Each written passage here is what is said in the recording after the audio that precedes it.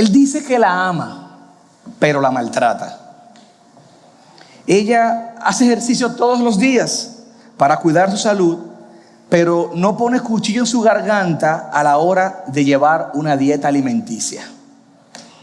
Ellos dicen que creen en Dios, pero no se congregan en ninguna iglesia porque ellos dicen que no creen en la iglesia. Una paradoja es un dicho o hecho que parece contrario a la lógica. Es una aparente contradicción. Es una figura de pensamiento que consiste en emplear expresiones que aparentemente envuelven contradicciones. Eso es una paradoja. Nuestro Señor Jesucristo, por ejemplo, en una ocasión dijo: todo el que quiera salvar su vida, la perderá. Eso es una paradoja. Hoy vamos a estudiar una porción de la palabra de Dios donde encontramos una clara declaración paradójica, sincera y que conecta en la vida de aquellos que han resucitado con Cristo. Quizás usted o yo en algún momento nos ha pasado, o posiblemente en este momento, en esta etapa de nuestra vida, estemos viviendo algún tipo de paradoja espiritual. Pido a Dios que su Espíritu Santo nos traiga entendimiento y convicción, y escuchemos con debida atención y humildad, dispuesto a dar pasos en bien de nuestras almas para la gloria de Dios. Yo quiero que juntos leamos Romanos capítulo 7, versículo 15, específicamente el versículo 15, aunque más adelante estaremos haciendo un contexto de todo el capítulo 7. En este momento quiero que nos enfoquemos en el versículo 15 del capítulo 7. Dice así la palabra del Señor: porque lo que hago no lo entiendo, porque no practico lo que quiero hacer, sino que lo que aborrezco, eso hago. Señor, una vez más suplico tu sabiduría. Suplico, Señor, que sea tu Espíritu Santo hablándonos al corazón. Habla a tu iglesia a pesar de mí, en nombre de Cristo Jesús. Amén. Podemos decir, hermanos, que el libro de Romanos es, o esta carta de Pablo a los romanos, es la exposición de su pensamiento teológico. El libro de Romanos nos habla acerca de Dios, quién es Dios, nos habla de Jesucristo, lo que logró con su muerte. El libro de Romanos nos dice acerca de nosotros mismos, de lo que éramos sin Cristo y lo que somos después de haber confiado en Cristo. Todo esto lo envuelve Pablo en esta carta que escribe de una manera teológica, de una manera organizada, de una manera sistemática. En este capítulo 7 podemos dividirlo en dos grandes partes. Versículos del 1 al 6, si usted está conmigo ahí en el capítulo 7 de Romanos, de la carta a los Romanos, del 1 al 6 podemos dividirlo como la primera parte, y la otra porción del 7 al 25, del 7 al 25 podemos dividirlo, aunque algunos lo dividen del 13 al 14, del 7 al 13, y otros del 14 al 25. Los versículos del 1 al 6 nos habla de una victoria legal sobre el pecado. De eso nos hablan los versículos del 1 al 6. Y yo quiero rápidamente hacer un recorrido por esos versículos del 1 al 6. Pablo emplea un lenguaje jurídico y utiliza una analogía con el matrimonio para explicarnos de una manera excelente nuestra separación de la ley. Si usted va conmigo al capítulo 7, versículo 1, dice: ¿acaso ignoráis, hermanos? Pues hablo a los que conocen la ley, que la ley tiene jurisdicción sobre una persona mientras vive. Pues la mujer casada está ligada por la ley a su marido mientras él vive, pero si su marido muere, queda libre de la ley en cuanto al marido. Versículo 3: así que mientras vive su marido, será llamada adúltera si ella se une a otro hombre. Pero si su marido muere, está libre de la ley, de modo que no es adúltera, aunque se una a otro hombre. Pablo utiliza la analogía del matrimonio para explicarnos de una manera clara la separación de la ley, la separación de esa ley que Dios le dio a Moisés. El versículo 4 es clave en el capítulo 7. El versículo 4 es clave. Y él dice: por tanto, hermanos míos, también a vosotros se os hizo morir a la ley por medio del cuerpo de Cristo. Atención, para que seáis unidos a otro, aquel que resucitó de entre los muertos, a fin de que llevemos fruto para Dios. Pablo nos está explicando que ahora que tú y yo estamos en Cristo, fue como si nosotros teníamos un antiguo matrimonio con algo llamado la ley, y que como el matrimonio solo se puede diluir en el contexto que lo está diciendo por la muerte, hubo una muerte y nosotros morimos y nos separamos de la ley para unirnos a otro. ¿A quién? A Cristo. Eso es lo que está explicando. Es una manera de explicarnos, en otras palabras, aquella analogía de la vieja vida y la nueva vida. Nos lo está explicando ahora con el matrimonio.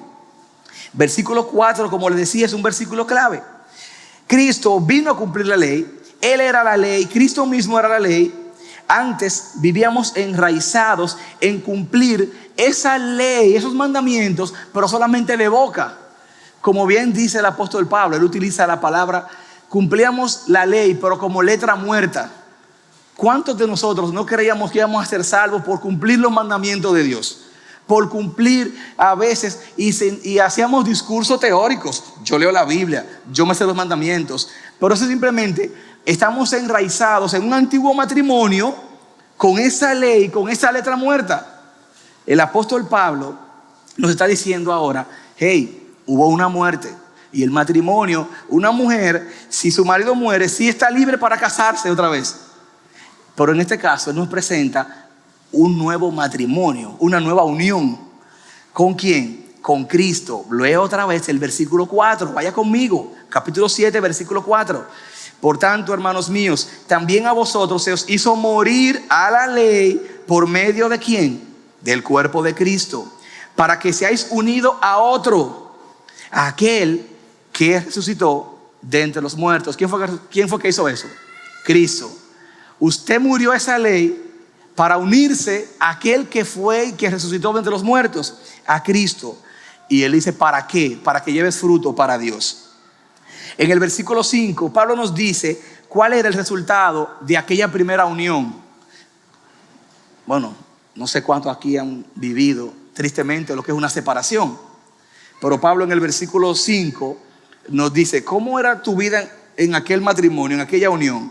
Él dice: porque mientras estábamos en la carne, las pasiones pecaminosas despertadas por la ley actuaban en los miembros de nuestro cuerpo a fin de llevar frutos para muerte.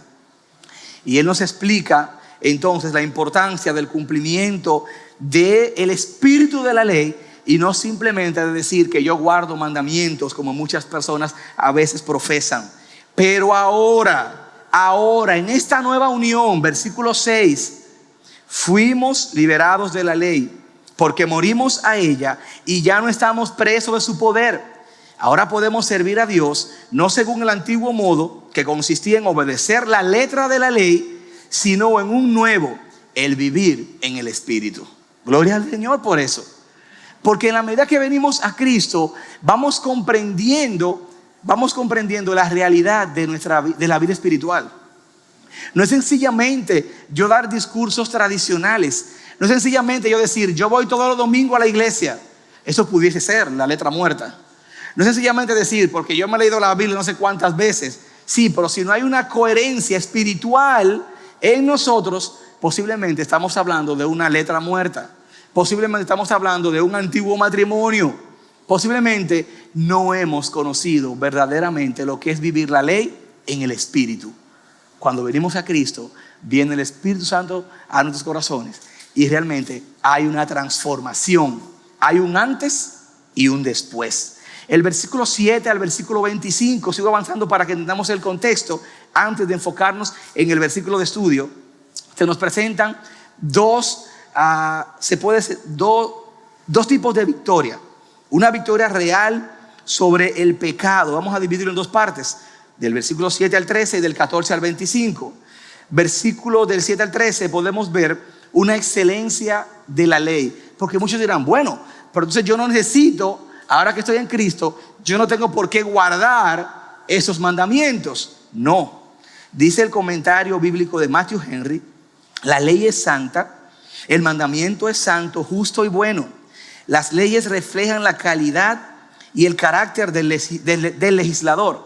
Dios, el dador de la ley, es santo, justo y bueno. Por tanto, sus mandamientos reflejan esta perfección de Dios. La ley es espiritual, no solo porque llega hasta el espíritu, sino principalmente porque es el freno contra las tendencias pecaminosas de la carne. El tener la ley, esos mandamientos que el Señor nos dejó, nos deja una frontera de cómo actuar y hace que esa ley mantenga su estado de excelencia de como Dios la dejó. También vemos en esa porción del 7 al 13 que hay beneficios en la ley. Y sigo citando el comentario bíblico de Matthew Henry, donde dice: yo no conocí el pecado sino por la ley, porque tampoco habría sabido lo que es la concupiscencia si la ley no dijera, no codiciarás. Así como solo lo recto descubre lo torcido, así también solo mediante el conocimiento de la ley puede llegarse a un conocimiento o una convicción de pecado que pueda conducir al arrepentimiento y a la convicción. ¿Cómo yo sé si estoy actuando correctamente? Yo necesito un patrón de conducta. Yo necesito saber un mapa de ruta. Para esto funciona la ley. Hermanos, esta ley es buena. La ley fue dada por Dios para que ellos sepan cómo debían de conducirse delante de Dios, para agradarlo, para honrarlo mediante lo que Dios esperaba de ellos. Pero hay algo que siempre ha sido una discordia dentro de nosotros, y ese caminar con lo que Dios espera de nosotros, y ese es el pecado. Ciertamente Dios dejó claramente lo que teníamos que hacer, y Dios nos ha dejado el día de hoy. Dios nos ha dejado un manual de conducta. Dios nos ha dejado su manual de conducta. Pero hay algo dentro de nosotros que batalla, que pelea. Ese pecado que heredamos. El versículo 14, Pablo nos hace entender que el problema aquí no es la ley, somos nosotros.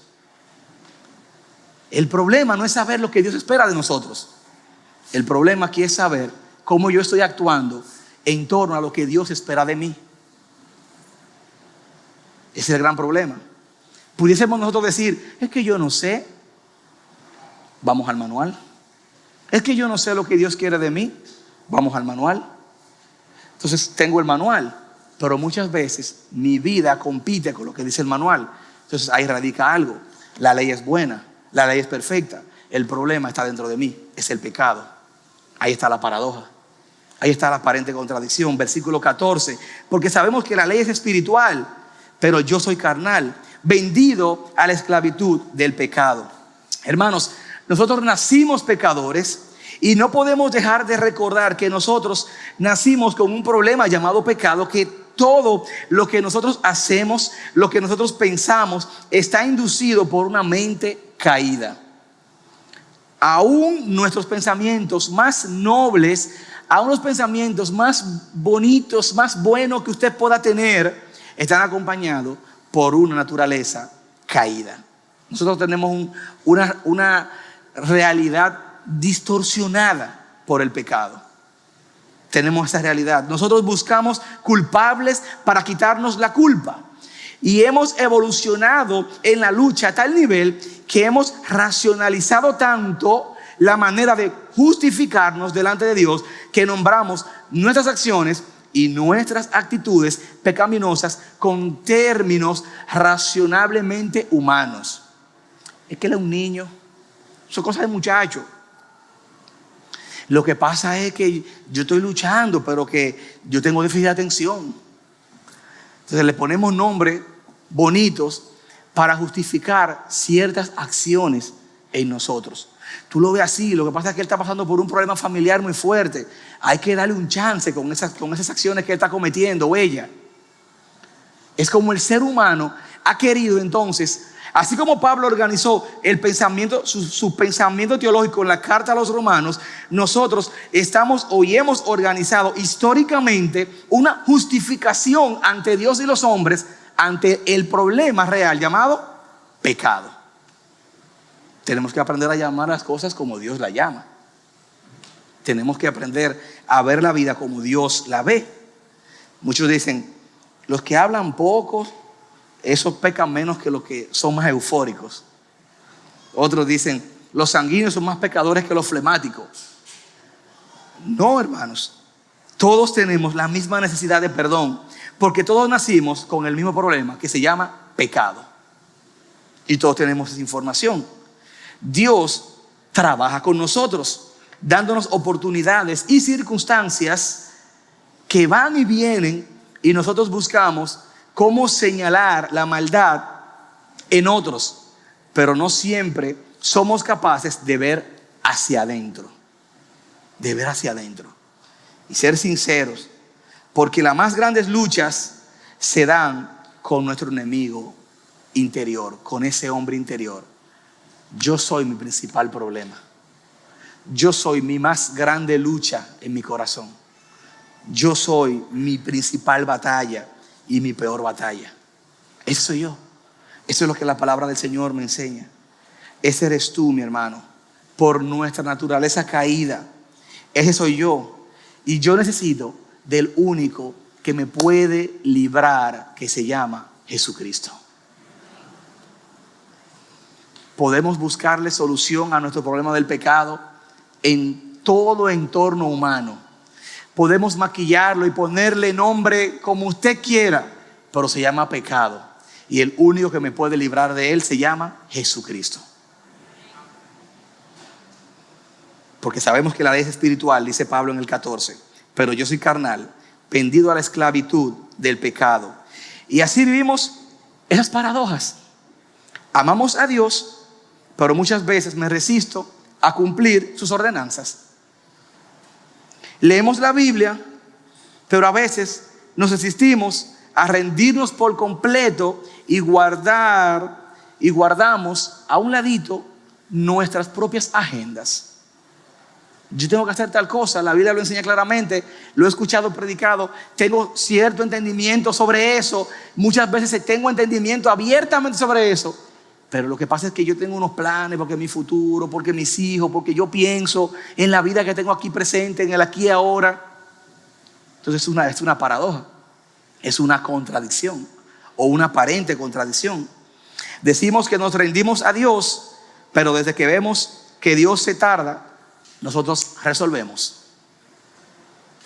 Cantamos, Señor, mi redentor y roca, gran tesoro de mi corazón. Eres tú la fuente de mi vida, eres tú el todo, Señor. Pero cuando tenemos la práctica allá afuera, se nos olvida lo que cantamos hace un momentito. Se nos olvida la promesa de que el Señor va a estar con nosotros todos los días hasta el fin del mundo.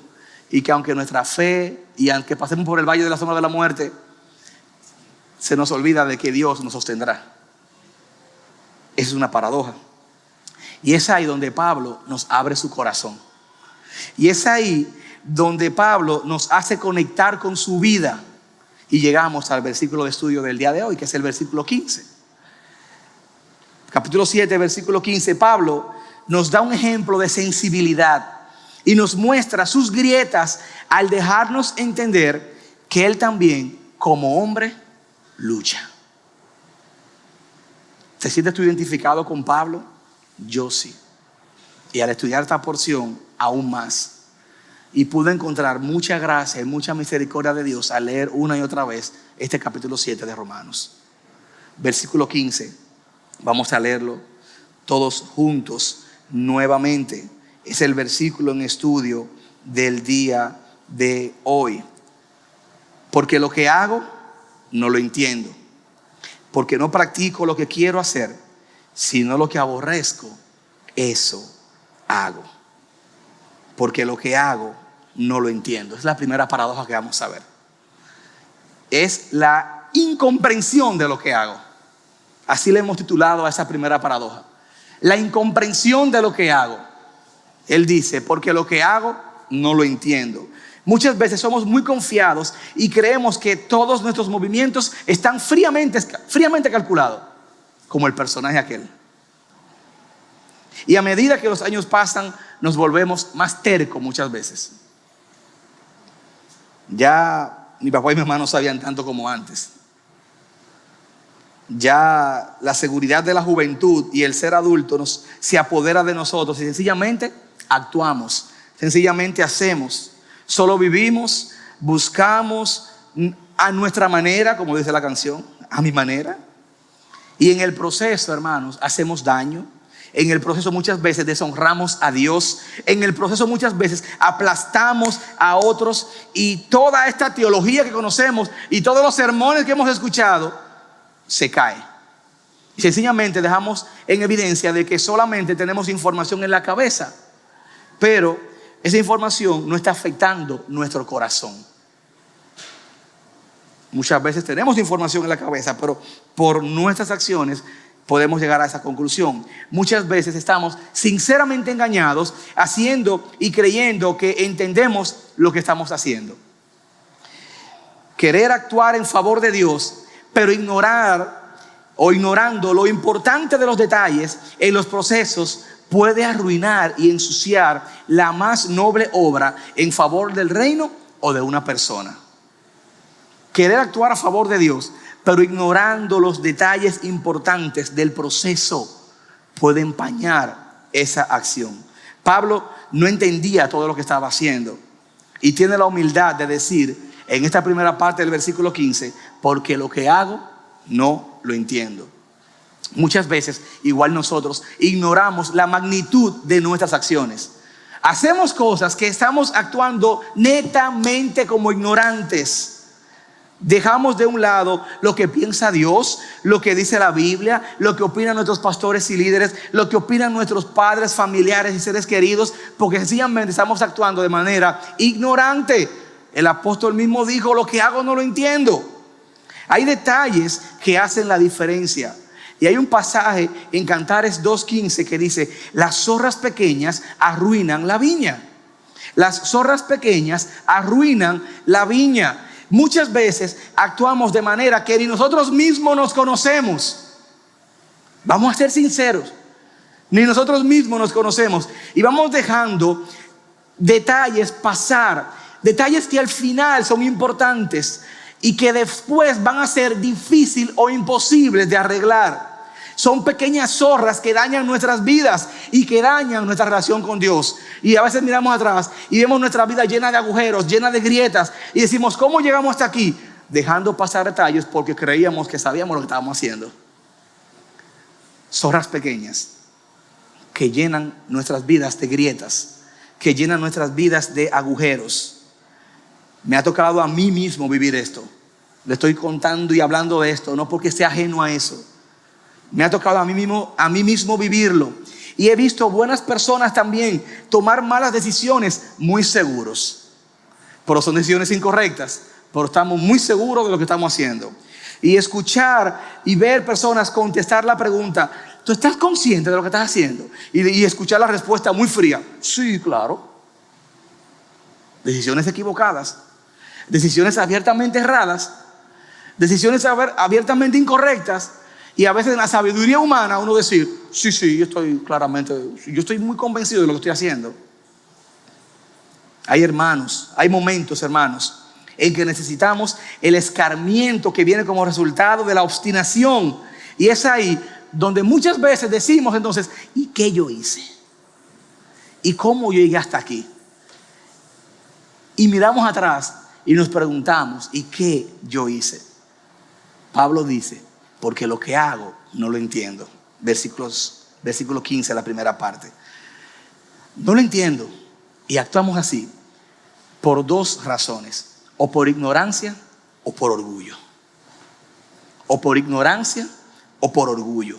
A veces actuamos sencillamente por pura ignorancia Y muchas otras veces actuamos sin entender porque no queremos entender, y el orgullo oscurece la razón. El orgullo oscurece la razón. ¿Qué está dominando nuestras decisiones? ¿La ignorancia, la ingenuidad o el orgullo? Déjeme decirle algo, mi hermano. A veces uno quiere ser más blando con una cosa que con la otra, pero ambas cosas son malas, dañinas y son peligrosísimas. Actuar por ignorancia y por ingenuidad es sumamente peligroso, y actuar por orgullo es abiertamente peligroso. Ambas son dañinas, son peligrosas. La paradoja que envuelve el actuar sin entender nos recuerda que todas nuestras acciones y actitudes deben ser y son para la gloria de Dios. En el corazón del verdadero adorador debe reinar el principio de vivir para la gloria de Dios. Vivir para la gloria de Dios. Esas acciones que vienen como resultado de haber sido justificados en Cristo, y debemos de buscar reflejar las cosas de arriba, como nos invita el apóstol, el mismo Pablo, en Colosenses capítulo 3, nos invita a eso. Pero él dice aquí: lo que hago no lo entiendo. Averiguando sobre alguna enfermedad clínica que pudiera conectar como si fuese una paradoja, encontré varias, pero me llamó la atención una que no sabía que existía, que se llama el trastorno facticio.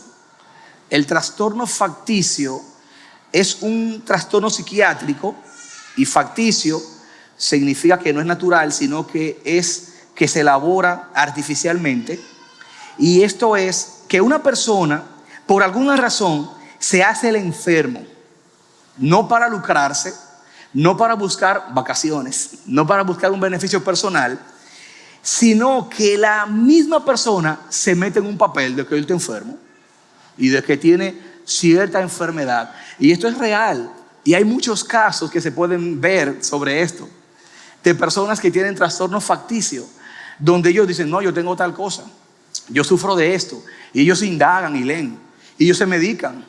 Y hay casos de personas que se han sometido a cirugías y dejan que lo abran y que lo cortan, porque ellos viven un papel de que ellos viven con una enfermedad.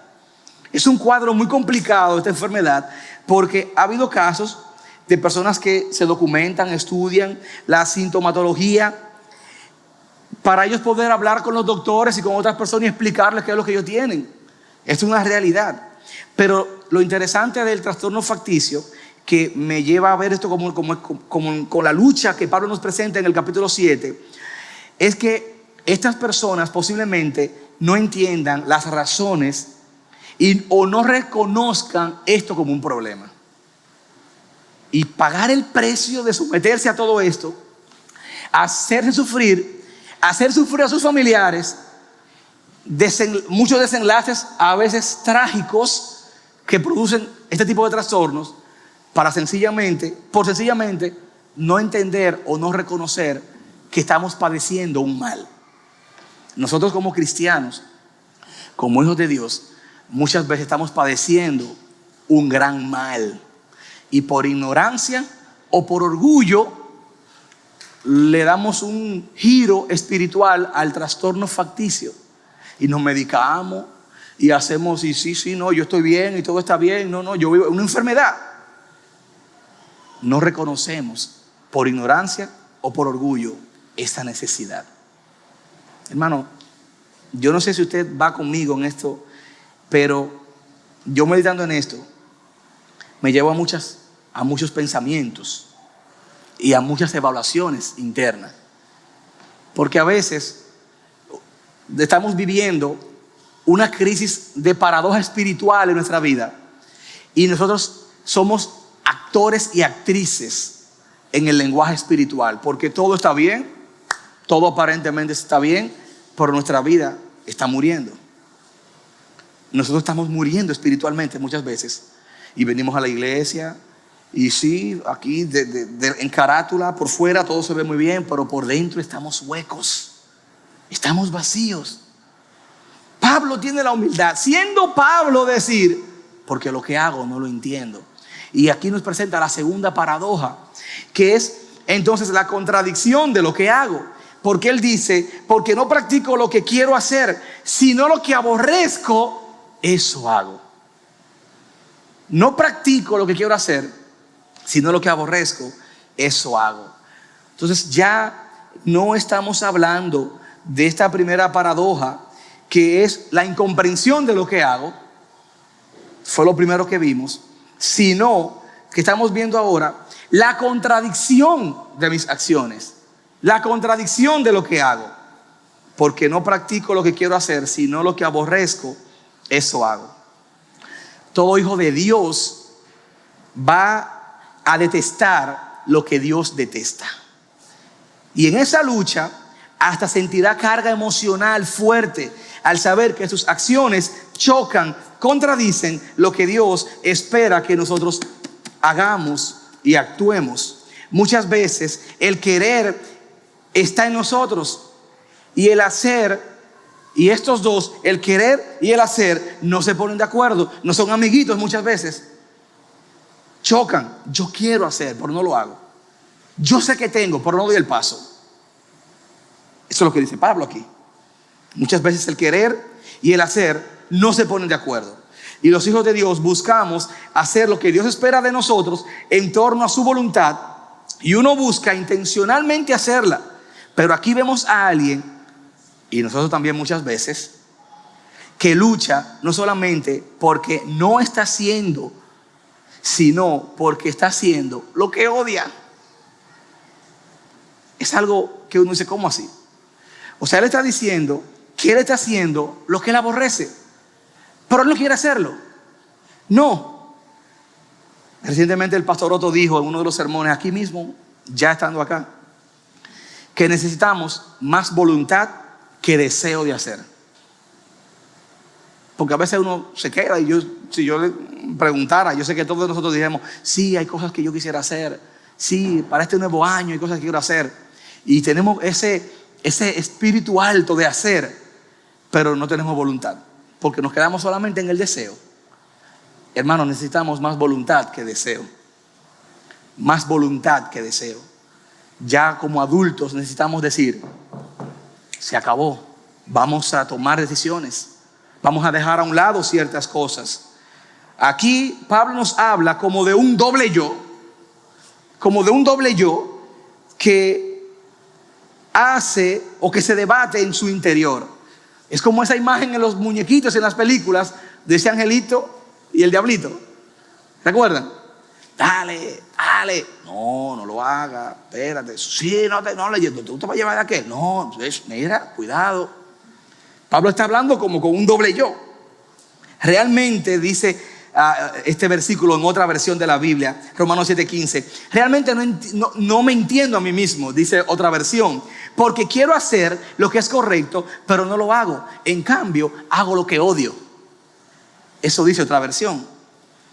Comentario bíblico Bacon dice sobre esta porción: mi propia conducta me deja perplejo, pues me encuentro no haciendo lo que realmente quiero hacer, sino haciendo lo que en efecto aborrezco y desprecio.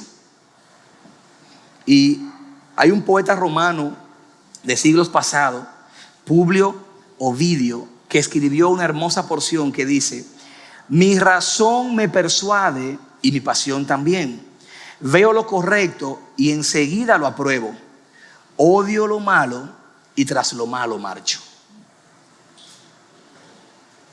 A veces tenemos el pecado a la puerta. Sabemos que es pecado. Sabemos que a Dios no le agrada.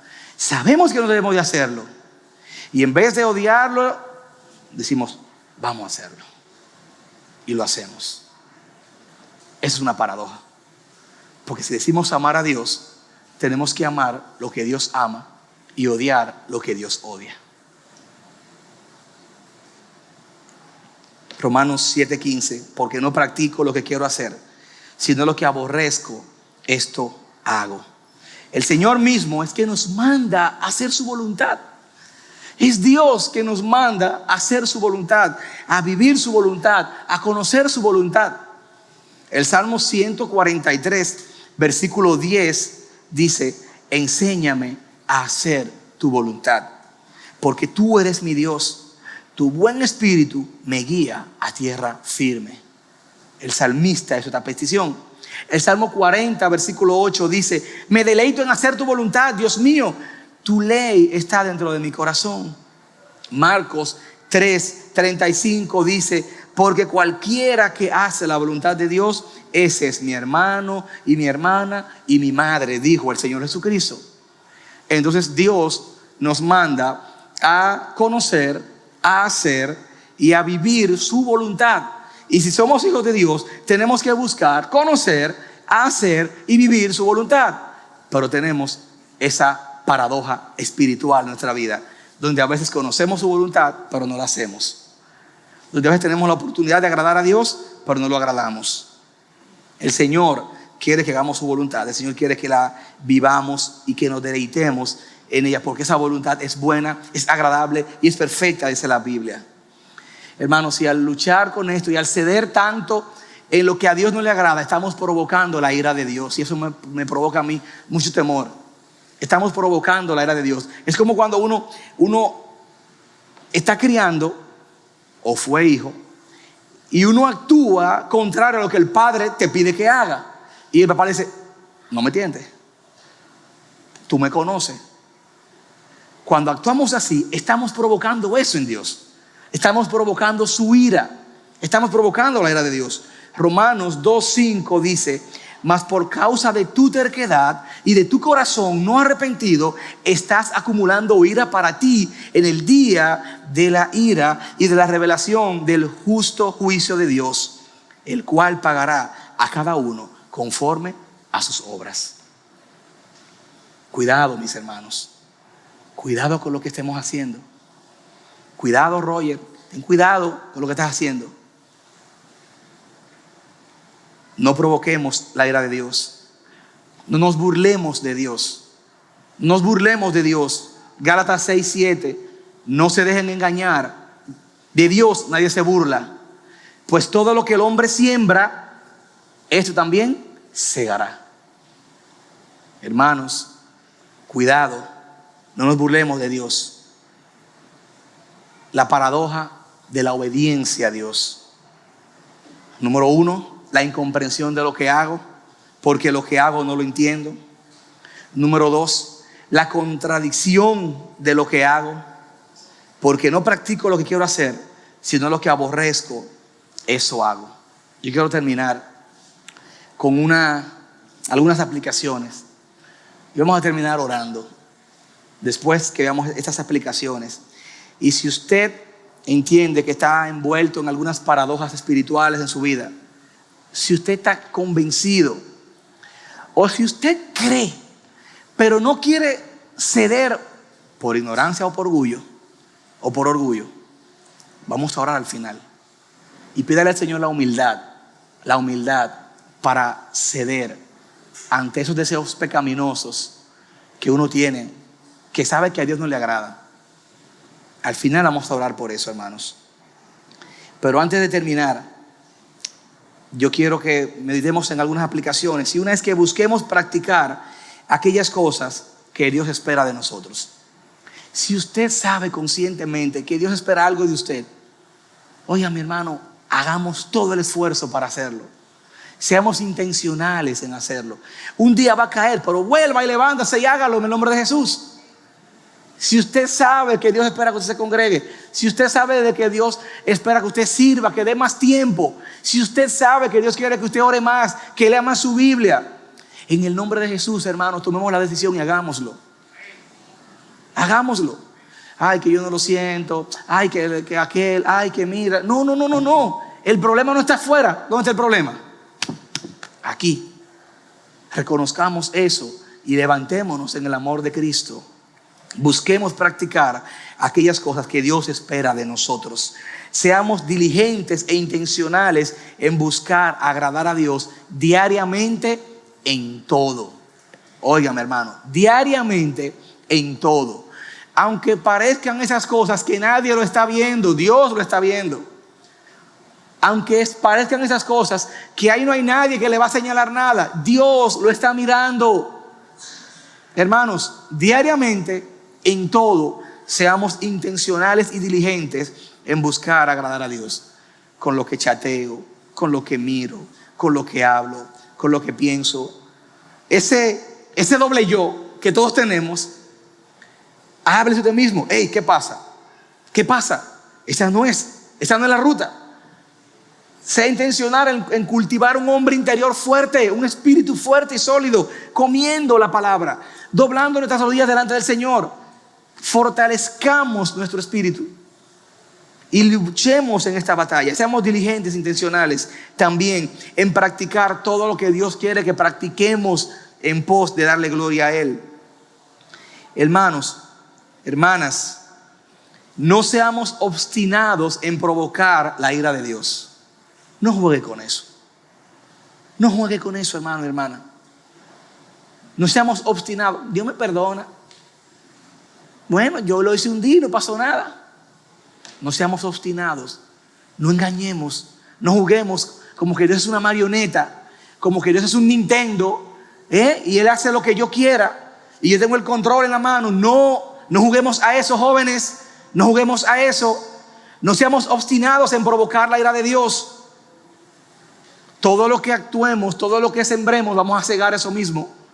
Cuidado, hermanos, porque Dios, dice su palabra, como padre, al hijo que ama, disciplina. No seamos obstinados. Hermanos, oremos en confesión de pecados. Oremos intencionalmente para confesar nuestros pecados y expresemos a Dios con lágrimas de dolor sincero por haberlo decepcionado en ciertos momentos donde debimos agradarlo. Si Dios se siente avergonzado de nosotros por alguna acción, pidámosle perdón. Si llega a nuestra mente alguna acción que nosotros sabemos que Dios se sintió avergonzado de mí, pidámosle perdón. Pidámosle perdón a modo de confesión. Pidámosle perdón a modo de expresar con lágrimas sinceras el dolor. Porque muchas veces como hijos también avergonzamos a nuestros padres. Y muchas veces como hijos de Dios actuamos de forma tal que Dios se puede sentir avergonzado de mí. Mi hermano, ¿estás viviendo en este momento alguna paradoja espiritual? ¿Estás actuando como Pablo, que lo que hace no lo entiende porque no hace lo que quiere, sino lo que él odia, eso hace? Pablo fue sincero, nos abrió su corazón. Y gracias a Dios por esa sinceridad de Pablo. Seamos también nosotros sinceros y abramos nuestro corazón, sabiendo que Pablo no nos dejó en la tragedia, sino que en ese mismo capítulo 7, más adelante, en el versículo 25, Pablo dijo: gracias doy a Dios por Jesucristo. Él es el único que puede resolver ese problema de pecado. Si estás buscando solución a esa paradoja espiritual lejos de Cristo, yo quiero que nosotros pongamos un cabestro como el caballo y miremos a Cristo Jesús. Pablo dijo: gracias a Dios por Jesucristo, Señor nuestro. Pero él dijo también: así que yo mismo, por un lado con la mente, sirvo a la ley de Dios, pero por otro lado, con la carne, a la ley del pecado. Pablo estaba luchando una batalla espiritual, pero encontró consuelo en el único que puede perdonar, que lo perdonó y lo salvó a él, y que también nos puede perdonar y salvar a cada uno de nosotros: Cristo Jesús. ¿Estás viviendo alguna paradoja espiritual? Si no sientas ninguna carga por lo que voy a decir. Pero si es tu caso, vamos a orar, tú por mí, yo por ti. Ponte de pie. Si tienes una carga espiritual, si estás viviendo una paradoja espiritual, si estás haciendo algo que sabes que abiertamente no agrada a Dios y reconoces, si ese es tu caso, ponte de pie. Si no tengas ningún tipo de carga. Pero si Dios ha puesto una carga en tu corazón y Dios trajo algo a tu mente que sabe que abiertamente no está correcto, Yo quiero orar por ti, pero tú también ora por mí. Si es tu caso, ponte de pie. Si no, repito, no tengas ninguna carga por esto. Pero si Dios puso una carga, ponte de pie y dile: Señor, sí, estoy luchando. Sí, Señor, muchas veces hemos actuado haciendo cosas que no entendemos.